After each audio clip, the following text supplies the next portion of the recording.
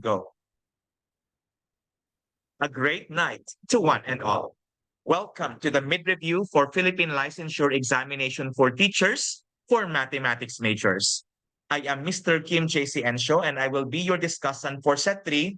And for tonight, we will be discussing another set of 24 items.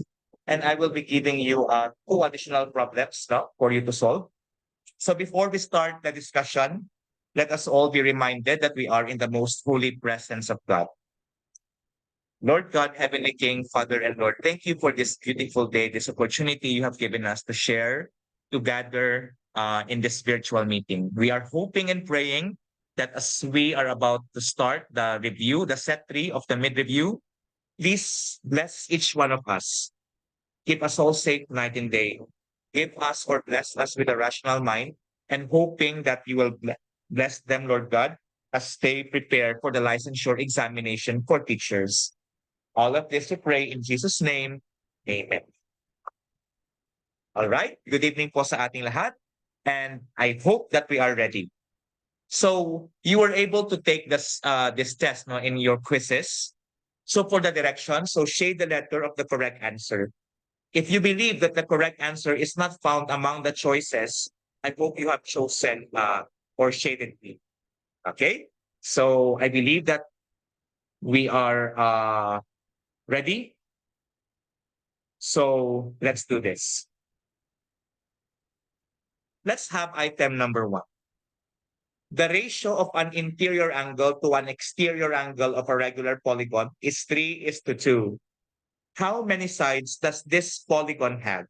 Is it 8, 7, 6, or 5? What do you think? Please comment your answer sa ating GC or sa ating chat, no? Okay, so let's see so far. Your answers are the following. So I see that some of you answered letter D. No? To everyone who commented, your answer is D. Let's see if D is correct. Now, from here, we have to be reminded that in any regular polygon, an interior angle and an exterior angle are actually supplementary. No? So with such, their sum should be 180 degrees. Okay? So if we let x to be the greatest common factor of our angles, this means that the interior angle is 3x and the exterior angle could be expressed as 2x. And 3x plus 2x is equal to 180 degrees. And adding them, we have 5x equals 180 degrees, no? And dividing both sides by 5, this gives us x equals 36 degrees, okay? And with such, in this case, we can utilize either the interior angle. So if you would like to use the interior angle, so 3 times 36, which is 180 degrees. But in my case, I prefer to use the exterior angle, which is 2 times 36 degrees or 72 degrees. And I hope you could still remember that in a regular polygon, the measure of an exterior angle is equal to 360 degrees divided by n, or by the number of sides. And performing algebraic operations, no? It turns out that the number of sides is equal to 360 degrees divided by the measure of an exterior angle. So since your exterior angle is 72 degrees, so 360 divided by 72 degrees tells us that there are 5 sides. Thus, the correct answer is letter D, 5. I hope you got it po. And if you did, great start. Okay, number 2. And please be reminded as well, no, that the meeting, to those who just entered, or for those who are first timers in this review, this meeting is recorded and will be shared later on to you via our group page. Thank you. Number two. And okay, ratio and proportion daw. Okay, I agree with that. No? Thank you, Sir iPhone. Sana all may pambili ng iPhone. Okay. Number two. Three concentric circles have radii 3, 4, and 5 cm. What percent of the area of the largest circle lies between the two other circles? Is it A, 28, B, 30, C, 32, or D, 34? Okay? According to Ma'am Cutie, wow, sana all cute. Okay? According to these beautiful ladies and Sir Norbien, letter A daw, 28. Are others in agreement with this? We'll see kung tama po kayo. Okay? Now, ito po yung itsura niyan. No? So ito po, take note that this is not drawn to scale. So this is, say, the smallest circle with a radius of 3, the next circle with a radius of 4, and the largest circle with an average of, with a radius rather of 5. It's not drawn to scale as well po ha. So we are looking for the area between the medium and the smallest circle.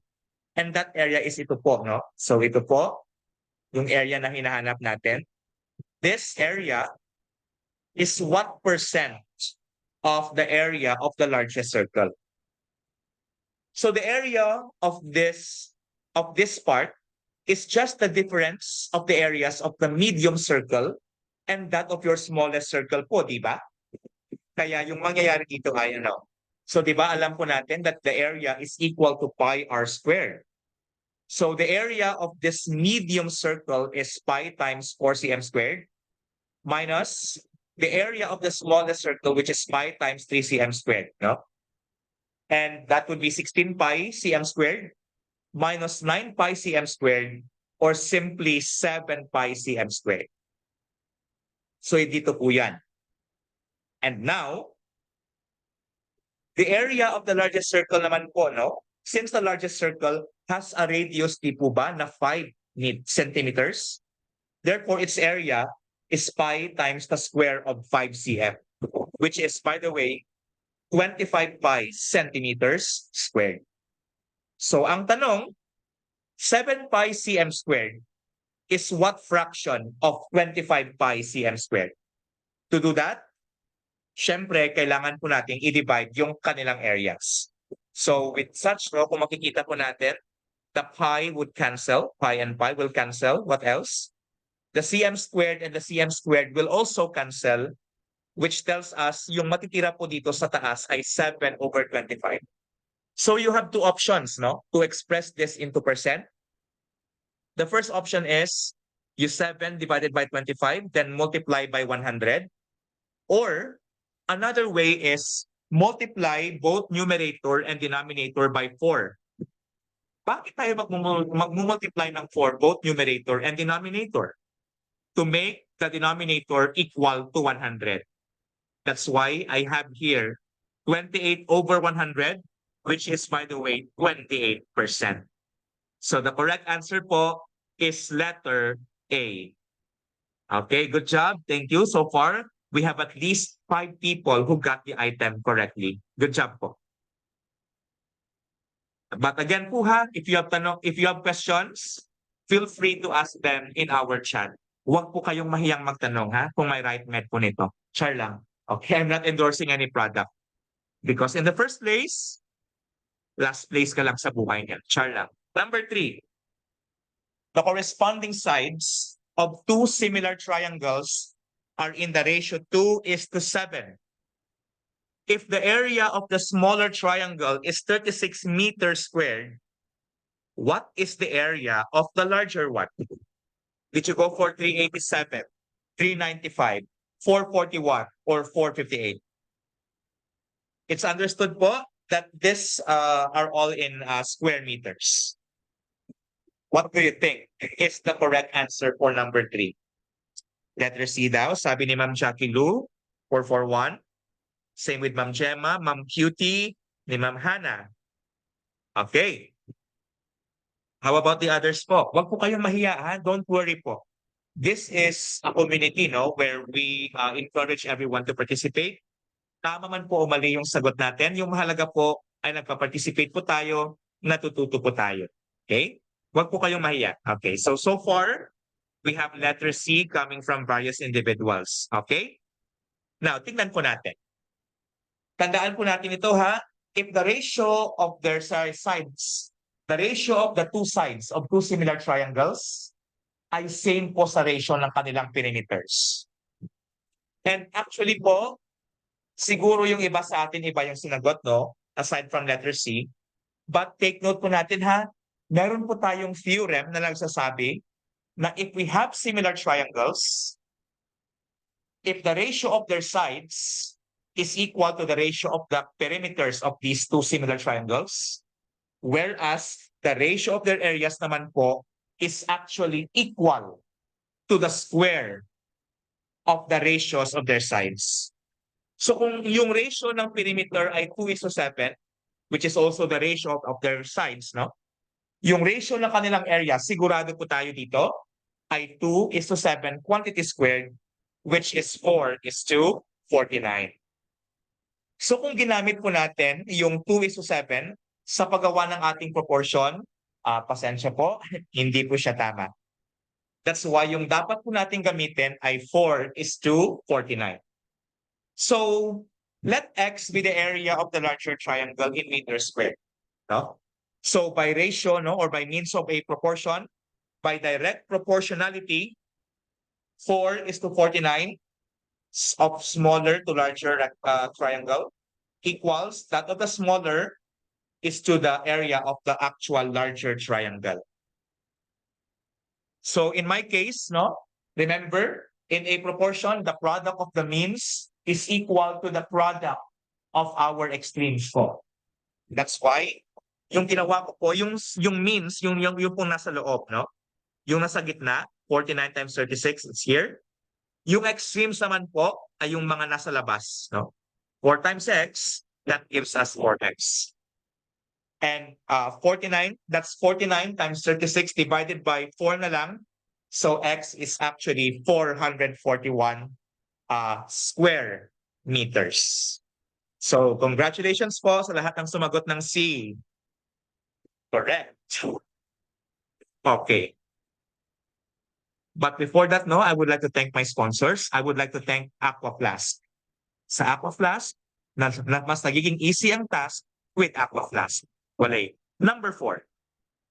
Consider right triangle ABC with angle B equals 90 degrees.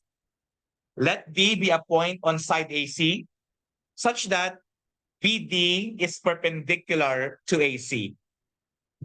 If the length of AB is 3 units, the length of BC equals 4, how long ang BD, ang segment BD? Is it A, 12 fifths, B, 5 twelfths, C, 13 twelfths, or D, 12 13ths? What's your answer po for number 4? Okay, may sumagot ng letter A na 12 fifths. Let's see kung tama po kayo. So ito po yung itsura niya, no? BD here is in fact perpendicular to AC. So take note po ABC is a right triangle and AC is the hypotenuse with BC and AB as your legs. Now, if we are going to employ the Pythagorean theorem, it will be what? The square of AC is equal to 3 squared plus 4 squared or 25, di po ba? So if we will take the square root of both sides, no? The principal square root na lang po. Kasi anyway, AC is positive. How long is AC? AC is how long? 5. Tama po. That's why this AC here is 5.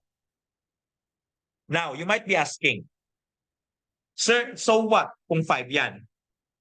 Meron pong way, no? There are actually 2 ways in getting the area of this. There are at least 2 ways in getting the area of this triangle. The first way is yung alam nating obvious, di ba? Ay base times height divided by 2. Okay? Ito. Okay. You might be wondering, di ba, yung area ng ating triangle, ng ating right triangle, ay base That's 4 times height na 3 divided by 2. That's why I have here 4 times 3 divided by 2. However, tandaan po natin, ha? This side AC, no, itong side na to po, could serve as the base also. And this BD is the height, di ba? Perpendicular sila, no? So base na length of 5 times the height, we don't know yet. So let's call it BD divided by 2. So base times height divided by 2. That's why these two ways could be used, no, to determine the area of your triangle. And of course, since we are only dealing with one triangle po, therefore, equal po silang dalawa. Equal po yung areas nila. So dahil dyan, next is 4 times 3 divided by, I multiply both sides by 2. So this is 4 times 3 na lang, 12, equals 5 times the length of BD. And dividing both sides by 5 tells us that the length of BD is 12 fifths units. So yes, congratulations po, Ma'am Jackie Lou and Ma'am Gemma. Yung iba siguro tama din, pero nahihiya lang siguro. Huwag po kayong mahiya, ha? Number 5. The diagonal of a square is 8 centimeters long. What is its area? Did you go for 28, 30, 32, or 34 for number 5?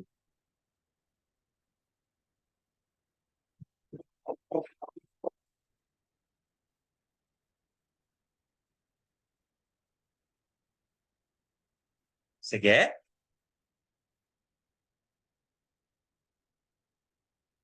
Letter C daw, 32.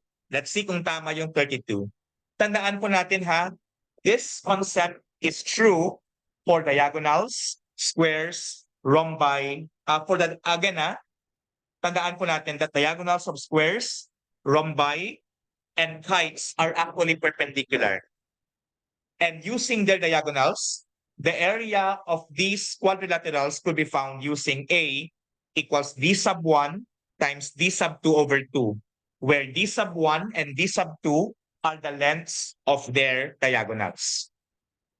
So tandaan po natin, however, sa isang square, equal po yung kanilang diagonals, which means D sub 1 is equal to 8, at saka yung D sub 2 natin ay equal to 8 din po.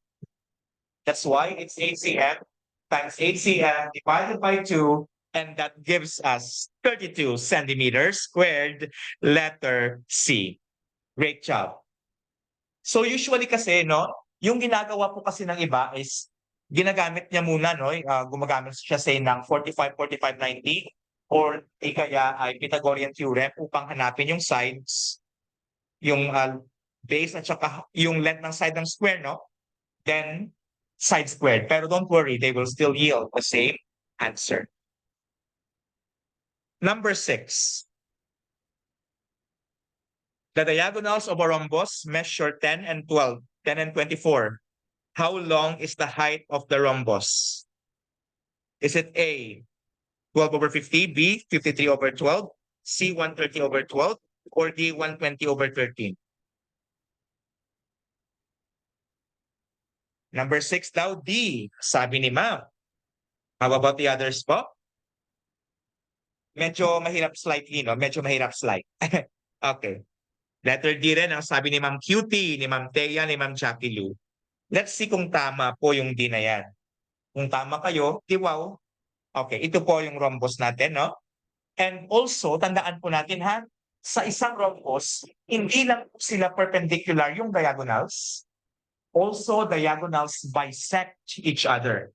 Ibig sabihin po, yung isang diagonal ay hinahati ng isa pang diagonal into 2 equal parts. That's why 10 yan, ito ay 5, 5. Ito naman po ay 12, 12. But I'll just get one of them. And I don't know the length, no, the side of this rhombus.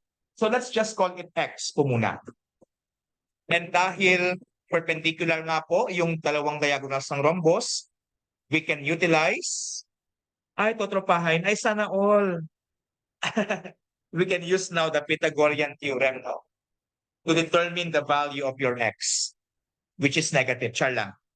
So by the Pythagorean theorem, 5 squared plus 12 squared equals x squared.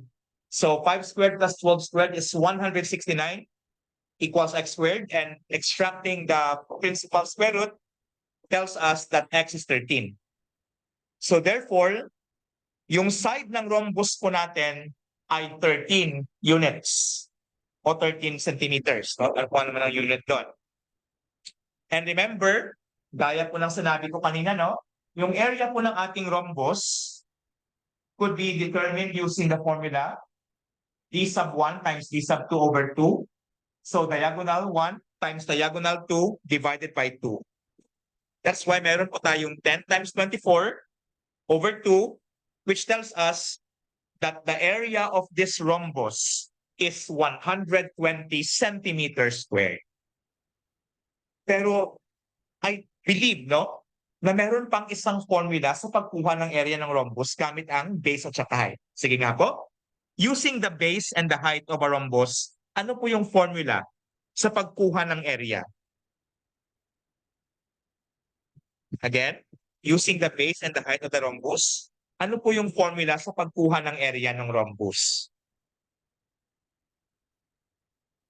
That would be, inaano ba natin si base at saka si height? Sila po ay ating minumultiply. Di po ba? That's why base times height is equal to the area of the rhombus, which is in this case po ay 120. But alam po natin, no, na yung base natin dito ay x. So that's yung base mo na x, which is already known to be 13. So 13 times height is equal to 120, and dividing both sides po by 13 tells us that the height of the rhombus is 120 over 13. So very good po. The correct answer is letter D. Magaling. 7. A regular pentagon and a regular hexagon share a common side as shown. What is x? Is it A, 24, B, 25, C, 26, or D, 27? Okay, sabi ni Ma'am Cutie, 24 daw. Ganun din po yung sabi ni Ma'am Jackie Lou. No? Tama nga kaya. So, parang medyo mahirap siya, di ba? Parang medyo mahirap siya. But don't worry, meron pong paraan. So, naglagay ko muna ako ng letters, no? And take note po ha, these are regular polygons. At dahil nag-share po sila ng isang side, therefore, equal po yung length ng side ng ating pentagon at saka ng ating hexagon. That's why dito po nilagay ko, the length of segment AC is equal to the length of segment CB. So therefore, kikita po natin dito, no, that ACB, if you connect A and B, triangle ACB is actually isosceles. Kasi by definition, an isosceles triangle has at least one pair of equal sides. So, gaan, di ba, ACD? Hanapin po muna natin yung measure ng angle ACD. Di ba ito? ACD is an interior angle of a regular pentagon. And its measure is 180 degrees times number of sides minus 2, which is 540 degrees divided by 5. Bakit divided by 5? Kasi 5 po yung interior angles ng pentagon. That's why each interior angle of a pentagon is 108 degrees. In a similar manner, ilan naman po kaya? Ilan po ang angle measure ng isang interior angle of a regular hexagon? Paki-comment po. Again, how many degrees yung measure ng interior angle ng isang regular hexagon? So si DCB, halimbawa, itong si angle DCB, ilang degrees po yan? Okay, 120 daw. Sabi ni Ma'am Cutie, ni Ma'am Thea, ni Ma'am Chucky Lou. Nako, the 3 Powerpuff Girls. Congratulations, tama po kayo. That's 180 times the difference of 6 and 2 divided by 6.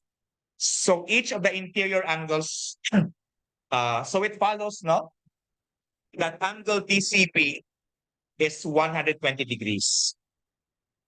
Another thing, tandaan po natin that ito po, dito po sa point C, this actually forms a circle, di po ba? Bilog po ito. And a circle is how many degrees? A circle is 360 degrees all in all.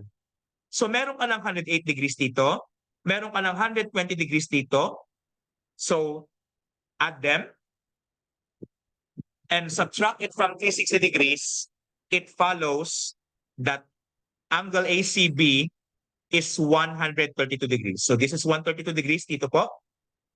At dahil dyan, dahil nga isosceles yung ating triangle, no? These two angles here, angle CAB and angle CBA, are actually congruent.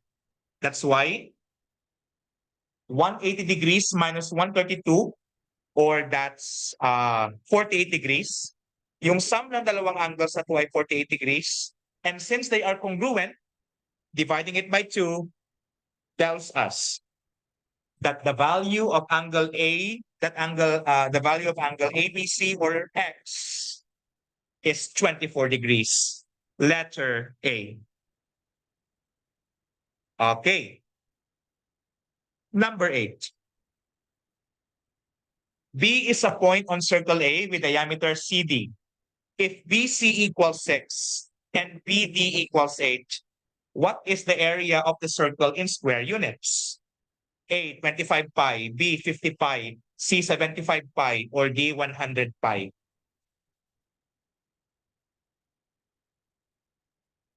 Okay? Ano kaya sa palagay nyo yung tamang sagot dito? Letter A daw, 25 pi. We'll see po. Now, tandaan po natin ha, for the meantime, I will represent the length of CD as X. Nakasaad po kasi sa ating,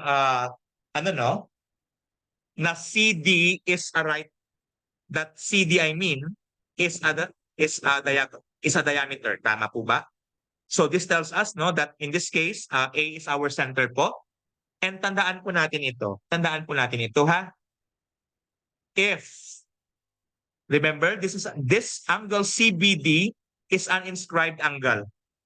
And the measure of an inscribed angle is always 1/2 the measure of its intercepted arc on that circle. So di ba, dahil diameter ito ay 180 degrees. Yung arc, yung semicircle CD po, which means 180 divided by 2, angle CBD is 90 degrees. At dahil 90 degrees po si angle CBD, it follows therefore that CBD is a right triangle. And we can utilize the Pythagorean theorem.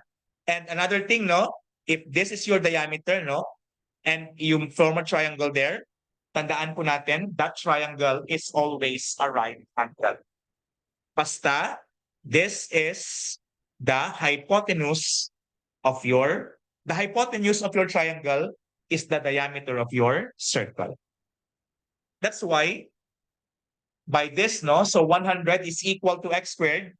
So it follows that x has a length of 10. Ang 10 na to, ano po ito? Ito po ba ay diameter, no? This is diameter. So kung 10 po yung ating diameter, how long po yung ating radius? What? How long po yung radius natin? 5. Because the length of the radius is just 1/2 the length of your diameter. So 10 divided by 2, length po ng radius is 5.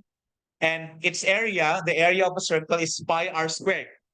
That's why pi times 5 squared, this is 25 pi square units, or letter A. Okay. Great. So sa lahat ng sumagot ng A, good job. 9. Find the distance between the points 1, 2, and 5, 5. Is it 8, 5, 4, or 3? Distance between 2 points.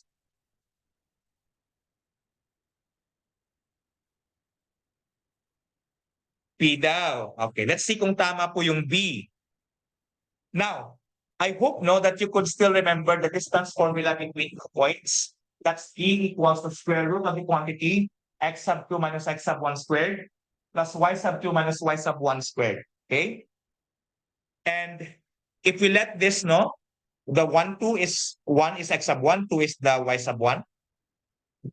And the 5 here is the x sub 2, and the other 5 is your y sub 2. No? And by substitution po, D is equal to the square root of the quantity. Ito po, no?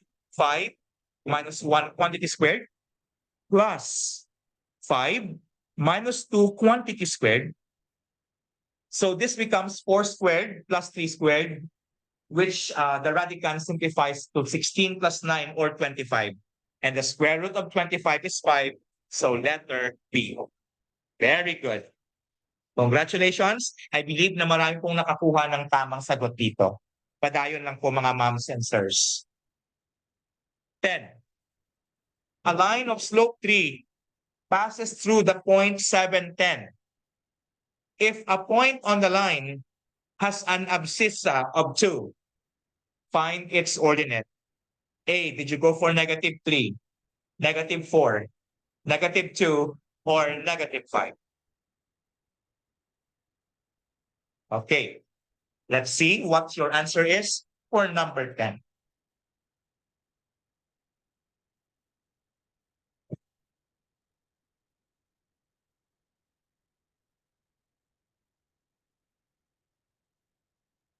Okay, letter D daw, -5. So, let's see kung tama po kayo. Let y be the ordinate. Take note po natin ha, kapag sinabi po natin abscissa, x-coordinate, sa isang point no, sa coordinate plane, abscissa is the x-coordinate, ordinate is the y-coordinate. So, we don't know what the ordinate is, so let y be the value of that ordinate. From here, the point, one point is 7, 10. The other point is 2y. And it turns out that the slope of these 2 points is actually 3. And I hope you could still remember, no? Kung paano kunin yung slope. That is m equals y sub 2 minus y sub 1 all over x sub 2 minus x sub 1. So dito po, 7, 10 are your x sub 1 and y sub 1 respectively. 2y are your x sub 2 and y sub 2 respectively. That's why, by substitution, your slope is 3. So 3 is equal to y minus 10 all over 2 minus 7. I copied everything, but I simplified the denominator, which is -5 po. And from here, I multiplied both sides by -5, no, to clear up fractions. So you will have -15 equals y minus 10. And since we are just solving for y, add 10 both sides.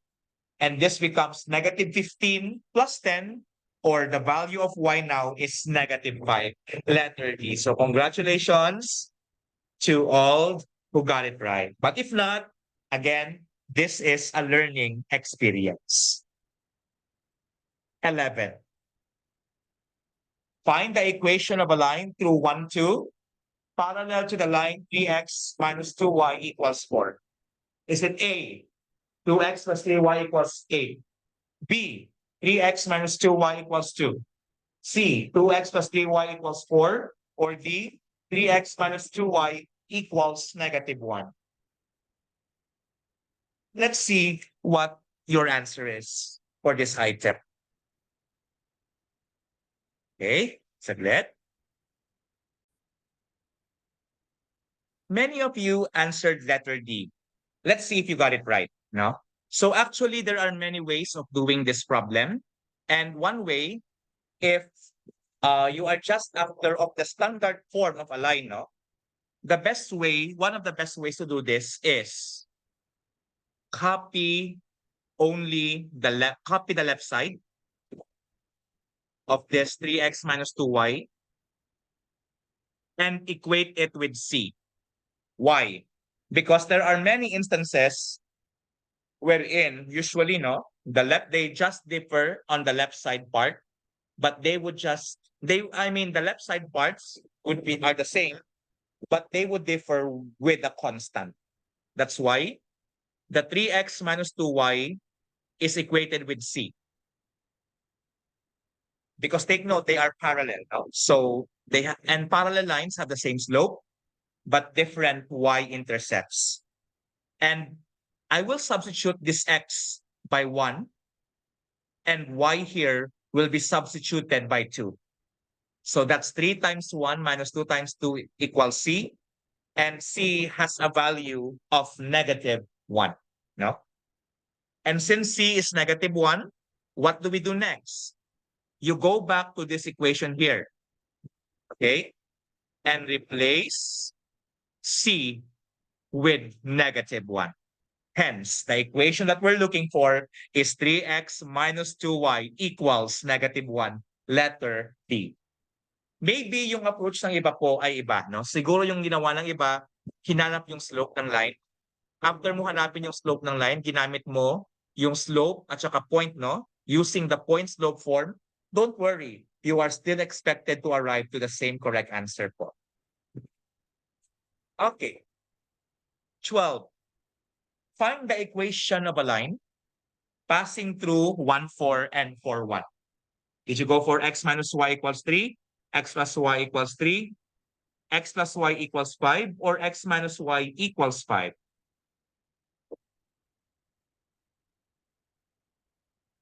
Okay, so again, there are many ways of doing this. One way, the most popular probably is trial and error.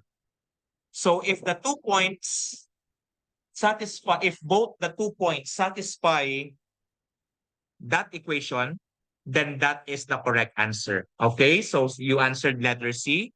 We'll see. So in my case, I did the long way. So I solved for the slopes of these 2 points. So that's m equals 1 minus 4 all over 4 minus 1. And the slope here is negative 3 over 3 or negative 1. No? Tapos, kumuha po ako ng isang point sa kanila. Pili ka. Gusto kong kunin yung 1, 4. Pwede rin 4, 1. Basta yung mahalaga po ay you can choose any of those 2 points, no? And in this case, I used what we call the point slope form. That is y minus y sub 1. In this case, I chose 1, 4. So your x sub 1 is equal to 1 and the x sub 2 is equal to 4. That's why I have y minus 4 equals your slope negative m, which is negative 1, times the quantity x minus 1. Okay? So by distribution, negative 1 times x minus 1 is negative x plus 1. Then this minus 4 will become plus 4 on the right-hand side. That's why rearranging this thing, this negative x will become x or positive x on the left-hand side. That's why if you have x plus y equals 5, you got it right again po. Letter C. Or if you just want to make your life easier, you can just do substitution. Substitute the 2 points and to any of the equations. If the 2 points satisfy that equation, that is the correct answer. Halimbawa, balik niyo po ha. Dito po, halimbawa. Try niyo po yung letter C. Ito, 1 plus 4, 5. Ay, tama. Ito kaya, 4 plus 1, 5. Ay, tama din. That's why that is another way po of choosing, no? Using trial and error or by judgment. 13. Find the distance between the two parallel lines, 3x minus 4y equals 10 and 3x minus 4y equals 20. Gaano nga ba sila kalayo sa isa't isa? Is it A, 2, B, 4, C, 5, or D, 10? All right.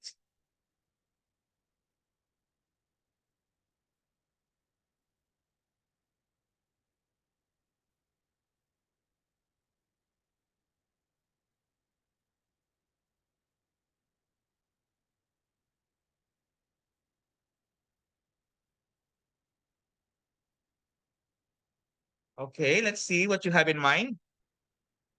Okay, letter A daw. So actually, no, tandaan po natin, meron po tayong distance formula between two lines, no? That is, kung inyo po mapapansin, no, tingnan niyo po, they are both in standard form or of the form ax plus by equals c. Yung left sides nila ay parehos na 3x minus 4y. Yung right sides nila is a 10, is a 20. And this tells us that they have, if you wish, no, if you wish to translate this or transform this into slope-intercept form, I'm sure they will have the same slope of 3/4, but different y-intercepts. And take note, meron po tayong shortcut. The distance denoted by d between two parallel lines, ax plus by equals c sub 1, and ax plus by equals c sub 2, you see they differ only with the constant sa right side.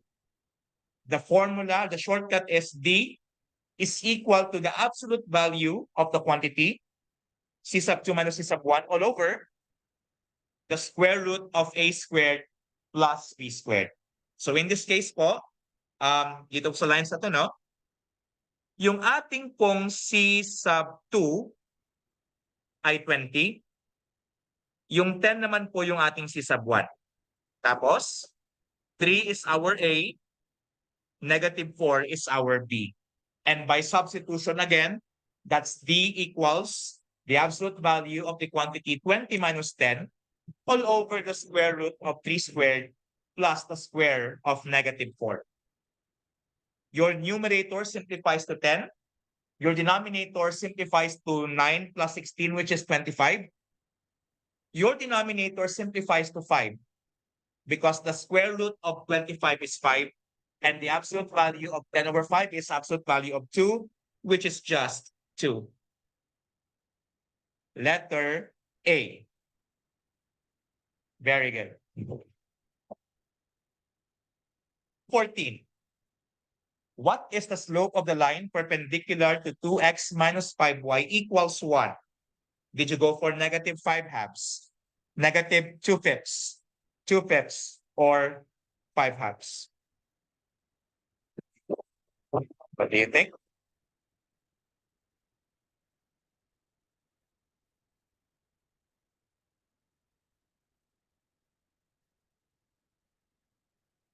Letter A, -5/2 daw. We'll see. Now, if you, in this case, no, meron po ako ng shortcut, no? Yung shortcut ay in standard form, the shortcut ng slope is -a over b. That is -2. Yung a yung kasama ng x mo. Sino yung kasama ng x mo? Si a, char lang. So, -a over b po yung shortcut, no? Kung standard form. So, -2 over -5, yung slope po nito ay actually 2/5. Okay? Or if you wish, you could see from this process, no, I subtracted both sides by 2x. So -5y equals -2x plus 1. And I divided both sides by -5, and I arrived to y equals 2/5 x minus 1/5. Ano po yung slope natin dito? Yung slope natin dito ay yung kasama ng x. That's why the slope here is 2/5. Pero, tandaan po natin ha, di ba? Assuming that your line is neither horizontal nor vertical po, the slope of the line perpendicular to the other line is actually equal to the negative reciprocal of that slope, no? That's why 2/5. Thank you po, Ma'am Thea. So ano pong negative reciprocal ng 2/5? That would be -5/2. Because to get the negative reciprocal po, kunin mo yung reciprocal, meaning ipagpalit mo yung numerator at saka denominator, tapos baguhin mo lang yung sign. Yung negative reciprocal ng positive ay negative, yung negative naman, yung kanyang negative reciprocal ay positive. That's why yung reciprocal ng 2/5 ay 5/2, pero dahil negative reciprocal, palitan mo lang po yung sign. Naging -5/2. Gaya sa'yo, no? Pinalitan ka lang niya. Char lang. Nang makita niya na may sign, pinalitan niya ka na kaagad. Char lang. So the correct answer po is letter A, -5 halves. Nelly got this right. Congratulations. Proud ako sa inyo. 15. Point M with coordinates 2, -3 is the midpoint of segment KJ. If K has coordinates 4, -1, find the coordinates of J. Is it -5, 0, 2, -4, 0, -5, or 1, -3?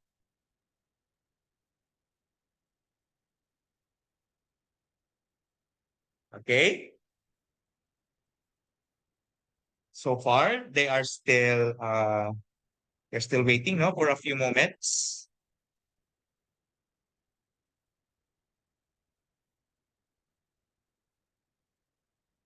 Okay, sige. So now, tandaan po natin ha, to get the midpoint, M is equal to the average or mean ng ating X, comma, the average din ng ating mga Y coordinates. So, okay, many of you answered C. So, pag alam po natin no, na nakasaad po sa problem na yung midpoint nila ay 2, -3, hindi po natin alam kung ano po yung coordinates ng isa pang point. So let's just represent the x sub 2 and y sub 2 as the coordinates of the other point. So that's why po, no? Yung average po nila ay 4 plus x sub 2 over 2. Dito naman po sa ating y ay -1 plus y sub 2 all over 2. And kung inyo po mapapansin, no? Yung abscissa po sa left side ay 2.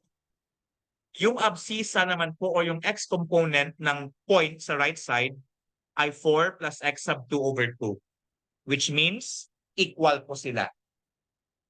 In a similar manner, -3 is equal to -1 plus y sub 2 over 2. Okay? And from here po, sa first equation natin na ito, multiplying both sides by 2 gives us 4 equals 4 plus x sub 2. Minus 4 both sides, so 0 is the value of your x sub 2. And for the next one, multiplying both sides by 2 to clear off our fractions po, magiging -6 equals -1 plus y sub 2. And add 1 both sides, no? That tells us that -5 is the value of our y sub 2, di po ba? And take note, coordinates po ng point yung hinahanap natin. And we know that it should be in the pattern or format XY. That's why point J has coordinates 0, -5. Letter C po tayo. Congratulations. Magaling, magaling, magaling. Again po, kung may tanong, huwag po kayong mahiya. Okay? 16. Express in general form, x plus 3 quantity squared plus y minus 1 quantity squared equals 4. Tignan nyo po yung choices sa A, B, at saka C, at saka D. Which is which sa kanila? Tignan nyo po. I hope you could still remember your answer. Sabi ni Ma'am Thea, letter B daw. Same with Ma'am Jackie Lou. Same with Ma'am Cutie. Ay, sana all Cutie. Pero kung sa bagay, nakaka-relate naman ako sa Cutie kasi I'm used to it naman. Char lang. Okay, bastos. Biro lang po. Okay, Ma'am Gemma also said. No?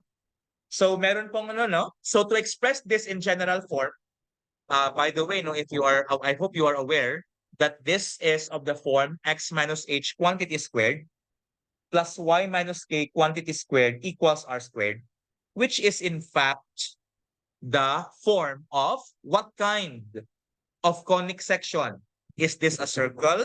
Is this an ellipse? Is this a hyperbola? Ano po ito? Ito po ay circle. Thank you po, Ma'am Cutie. This is actually the form of a circle. Circle dahil binilog ka lang niya. Char lang. Okay, so circle po ito. Okay. So with this, you square the first term, no? So just square all the binomials. So, di ba? If you have x plus 3 quantity squared, di ba, if you are squaring a binomial first, you square the first term. So, x squared. Twice the product of the first and the second term. X times 3 is 3x times 2, so plus 6x po dito. And lastly, square the last term. Square of 3 is 9. That's why x plus 3 quantity squared is x squared plus 6x plus 9. And using a similar reasoning naman po sa y minus 1 quantity squared, the square of this is y squared minus 2y plus 1. And dito po, gusto ko pong gawing 0 yung right side. So, paano siya gawin? Yung positive 4 sa right ay naging minus, no? Nag-subtract po ako ng 4 both sides, kaya naging minus 4 po siya sa left side. That's why, with the intention of making the right side equal to 0. And ano po yung nangyari next? We will arrange the terms, no, based on degree. Tapos, i-combine po natin yung like terms. Halimbawa, ito po. So, x squared plus y squared plus 6x minus 2y. But if you could see, 9 plus 1 is 10. 10 minus 4 is plus 6. So that's why plus 6 here equals 0. So to those who answered letter B, congratulations, you got it right. 17. Convert 300 degrees to radians. Which of A, B, C, or D is your answer? Letter C daw, 5 pi over 3. Tama kaya? So, tandaan po natin ha. I hope you could still remember this one, no, is, I believe many of you got this right. To convert degrees to radians, we multiply by pi over 180 as the conversion factor. Okay? So with such, 300 degrees times pi over 180, if you could use your calculator po, no, it will give you 5 pi over 3. So letter C is the correct answer. Good job, everyone. Number 18. If secant theta minus tangent theta is equal to 2/5, which of the following must be the value of secant theta plus tangent theta? Did you go for 5/2, 2/5, 3/4, or 7/3? What do you think is the correct answer for number 18?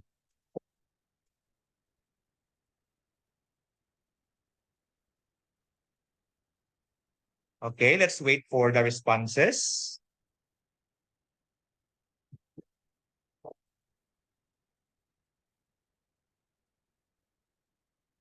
Okay, what do you think?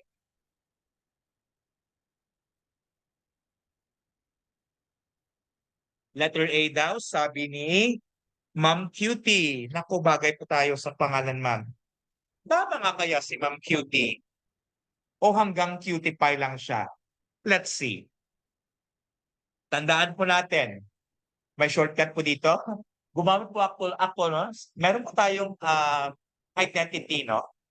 Sa trigonometry, na secant squared theta is equal to tangent squared theta plus 1 po. I hope you could still remember that. And how does this thing work? Subtract both sides po ng tangent squared theta. After subtracting both sides by, no, it will become secant squared theta minus tangent squared theta equals 1. Now, tingnan po ninyo, ninyo kung mapapansin, secant squared theta is a perfect square. Tangent squared theta is also another perfect square, di po ba?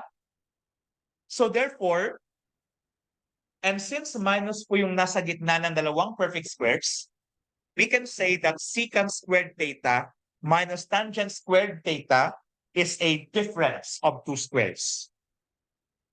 And tandaan po natin, no? Di ba? Dahil difference of two squares, if you have x squared minus y squared, yung factors niyan ay x plus y times the quantity x minus y, di po ba? So in this case, secant squared theta minus tangent squared theta, using the property, no, or the formula in factoring a difference of two squares, it's actually equal to secant theta minus tangent theta times secant theta plus tangent theta equals 1. And ano yung kinagandahan dito is, alam po natin that the value of secant theta minus tangent theta is 2 pips. That's why 2 pips po yan dito. And I just copy the rest na secant theta plus tangent theta equals 1. And take note, multiplying both sides by 5 halves, no? Or dividing both sides by 2 fifths, this tells us that the value of secant theta plus tangent theta is equal to 5 halves. That's why tama po ang letter A, 5 halves. Congrats kay Ma'am Cutie at kay Ma'am Chucky Lou. And to everyone also who got the item right. All right. 19. What's the reference angle of 240 degrees? Is it 30, 45, 60, or 70 degrees? Reference angle po sa ating trigonometry. Okay? Letter C daw, 60 degrees. Check natin kung tama nga ba si 60 degrees.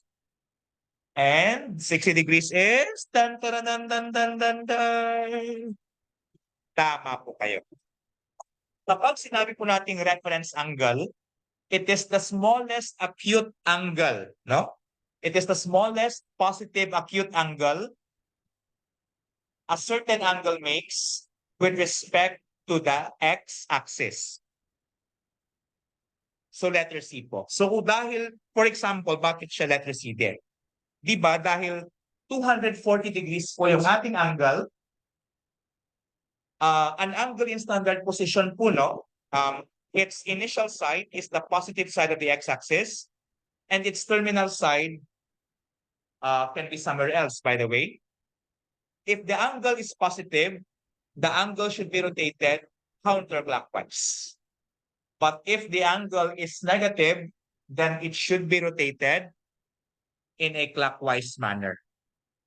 Dahil positive po si 240 degrees.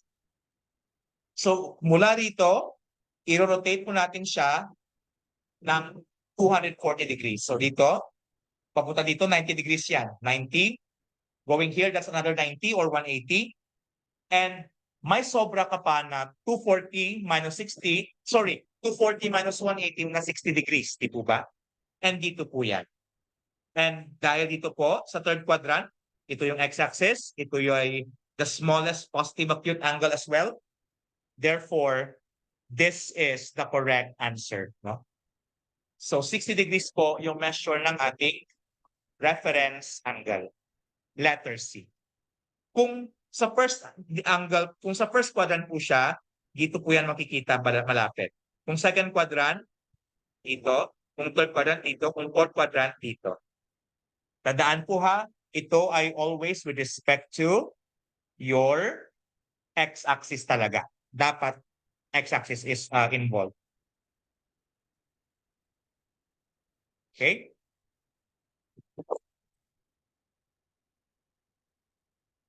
Now, 20. Which of the following statements is true about the figure? Take a look at that. A, sine C equals 12/13. B, cosine A equals 13/5.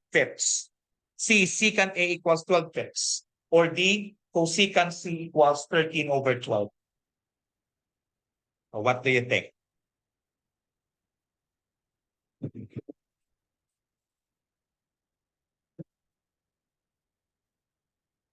For number 20.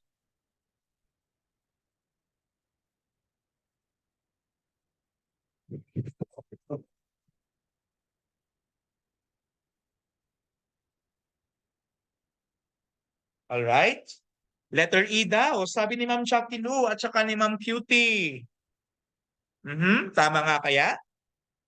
Let's see. Is sine C 12/13? Mali po ito. Bakit? Kasi kapag sinabi po nating sine, that's opposite over hypotenuse.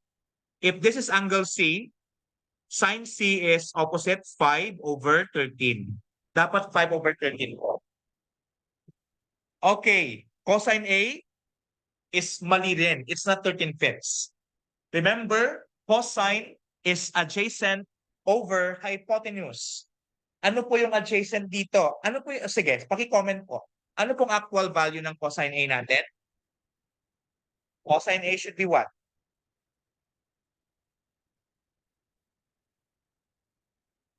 Cosine A should be exactly.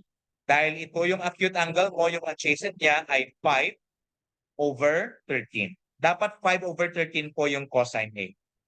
How about yung secant A po? Mali rin. Remember, secant is hypotenuse over adjacent. So kung ito po yung ating angle, yung iyong hypotenuse ay 12 at saka yung adjacent mo ay 5. So dapat secant A is sorry, yung hypotenuse pala is 13. Sorry.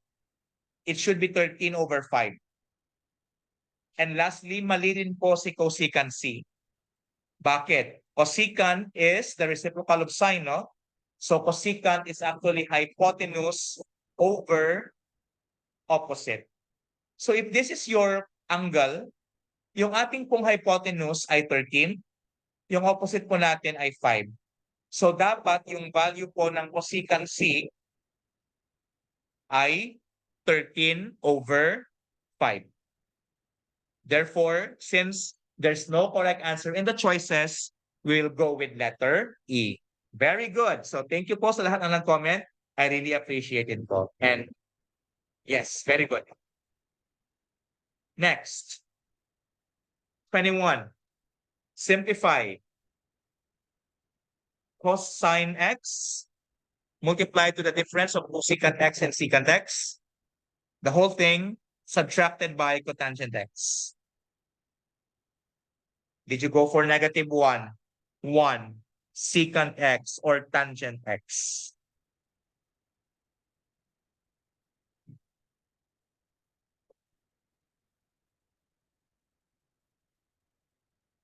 Okay?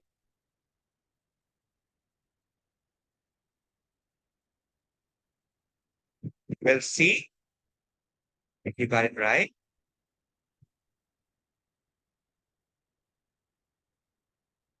Okay, letter A daw. Let's see. So there are many ways again po of doing this, no? Yung ginawa ko po ganito. Yung ginawa ko, dinistribute ko po muna si cosine X mamaya. But remember that cosecant X is the reciprocal of sine. So it's equal to 1/sin X minus, and si secant X naman po is 1/cosine X. Dahil reciprocal po siya ng cosine. Cotangent is the ratio of cosine over sine. That's why cotangent X is cosine X divided by sine X. Then, by distributing, distribute ko po yung itong cosine, no? Naging numerator siya ng nito, no? And ano po yung value ng cosine over sine? Sige nga po, paki-simplify. What is cosine over sine? Anong function po yan? Cosine over sine is tangent, no? I mean cotangent. So, but anyways, ito po yung ginawa ko.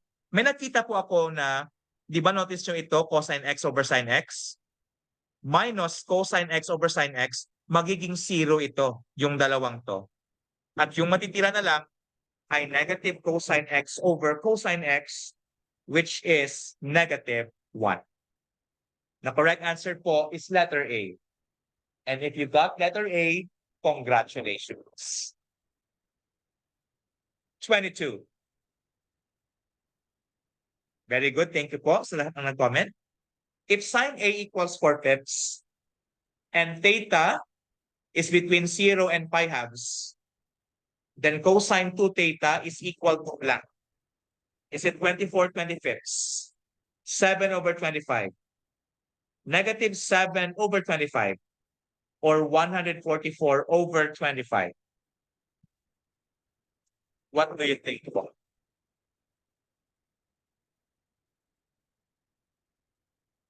Letter C daw. Sabi ng mga nag-comment. Negative 7/25 daw.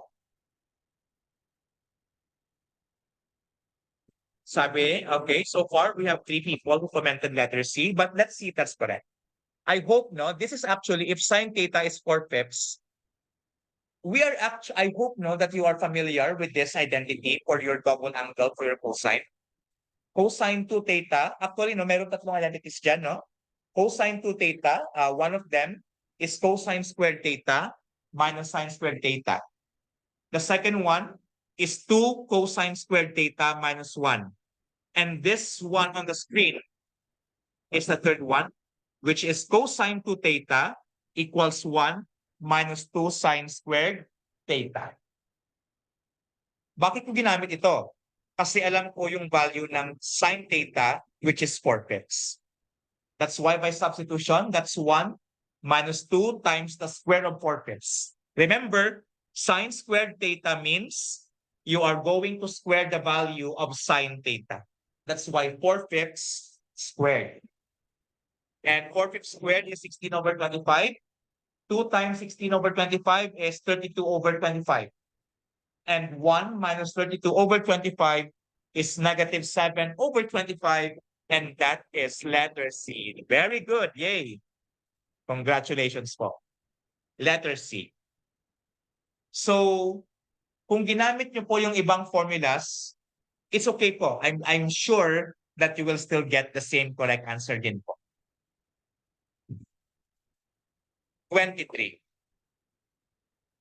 What is the simplest form of sine 1/2 x minus cosine of 1/2 x quantity squared? Did you go for 1 plus sine x, 1 plus cosine x, 1 minus cosine x, or 1 minus sine x?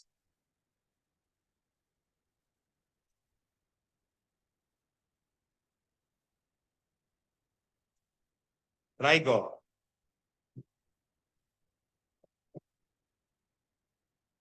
Letter D daw. 1 minus sine x ang sabi ni ma'am. Actually, if you don't know how to do this po, no, pwede kang mag-substitute ng x. Tapos i-enter mo sa calculator mo na lang yung expression. Tapos check mo kung alin sa choices ang may parehas na answer dyan. Yan po yung ginagawa no ng mga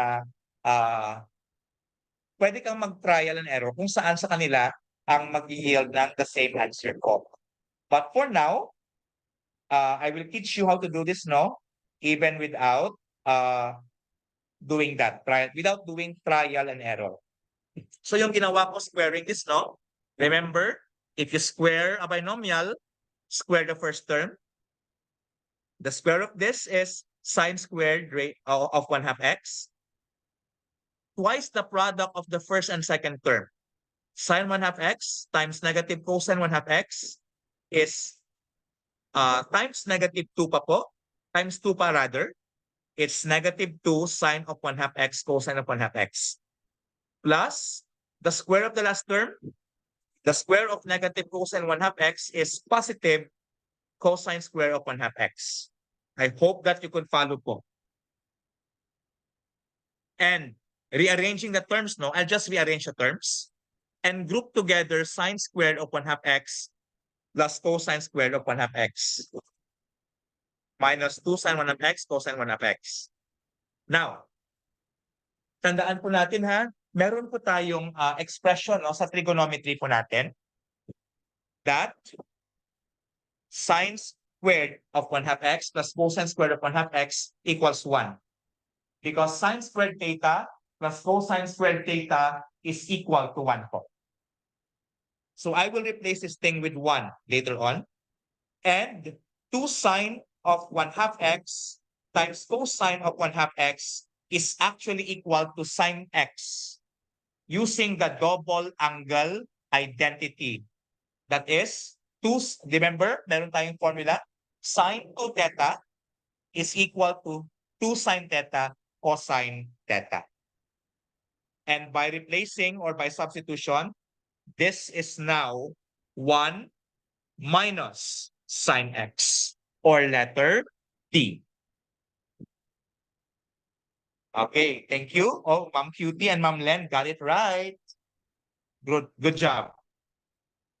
And 24, when a logarithm is expressed as an integer plus a decimal, the decimal part is called, is it A, mantissa, B, characteristic, C, base, or D, logarithm? Your answer for number 24 is A, mantissa nga ba? Or characteristic?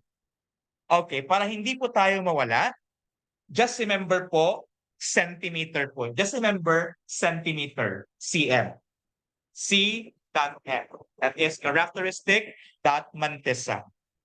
Ang sa left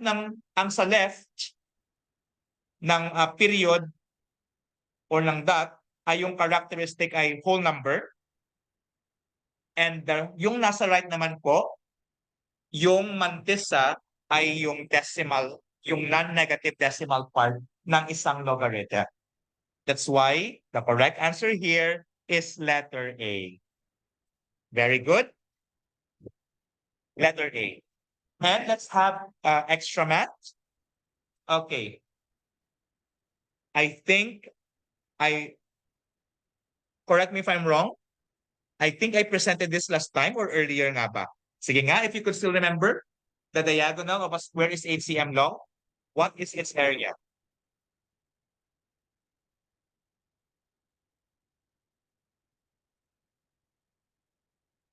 Anyone?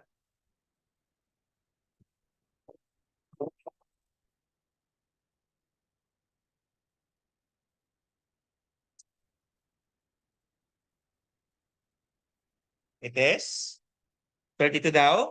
Yes, I think, no? Mali yata. Siguro yung nakopya ko. Sensya na po. So it's D1 times D2 over 2, no? But the diagonals are equal. So it's 8 cm times 8 cm over 2, which is 32 cm squared. Okay? Okay. And we have one more. An A by B rectangle with A greater than B has area of 40 square units. If A squared plus B squared is equal to 89, find A minus B. In other words, kapag sinabi po natin A by B rectangle, yung length niya A, yung width niya B. So length niya has A units, B is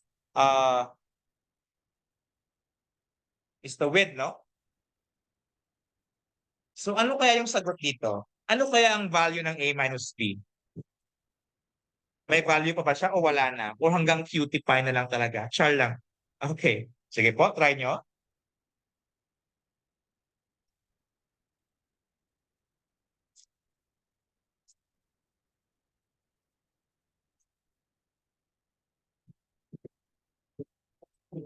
Sige, try this one.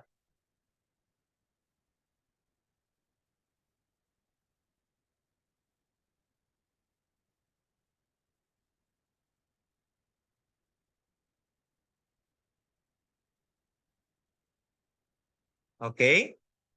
So take note. You have equations here, no? The first equation is, di ba, yung area niya 40 square units, which means length times width is 40. Meaning, yung length niya A, yung width niya B, so AB is equal to 40. At nakasaad din kasi na A squared plus B squared is equal to 89. Yung hinahanap po natin ay, okay, take note po. Ito po yung next na gagawin natin. Tingnan niyo po. A squared plus B squared equals 89. Ang technique po is ito. What expression, ano dapat ang middle term ng left side para maging perfect square trinomial po siya? Na, okay. Ano po dapat, ano dapat yung middle term ng left side ng left side. Ito po, sa a squared plus b squared. Ano dapat yung middle term para maging perfect square trinomial siya? 2ab, di ba? Pwedeng plus 2ab, pwede ring minus 2ab. But in my case, I will subtract 2ab. Bakit minus 2ab yung pinili ko? Kasi in the first place, di ba yung hinahanap natin a minus b? This, if you, okay, you will know why, no, mamaya, in a while. That's why yung ginawa ko po ay nag-minus 2ab po ako both sides. Ito po. Dahil nga, di ba, to maintain equality, kung ano yung expression na nilagay mo sa left side, dapat ganun din sa right side. So, nag-minus 2ab po ako both sides. And what's next? Anong purpose nito? The left side is a perfect square trinomial. Ano po yung factors ng left side? Factor po, a squared minus 2ab plus b squared. Ang factors nito ay a, ano? A minus b quantity squared. Tama po ba? And yung right side naman natin, ay thank you po, Ma'am Cutie and Ma'am Jackie Lou. Okay. Yung right side naman po natin, anong nangyari? Di ba 89 minus 2ab? Pero yung value ng ab, nandito po ho, yung value ng ab ay 40. That's why I substituted ab with 40. So ito po ay naging 2 times 40 which is 80. And 89 minus 80, so 9 po yung value ng left ng right-hand side. That's why a minus b quantity squared equals 9. And we will take the square root of both sides. So a minus b is either plus 3 or minus 3, di ba? Dapat plus minus 3 yan. However, nakasaad po kasi sa problem na si A ay mas malaki kaysa kay B.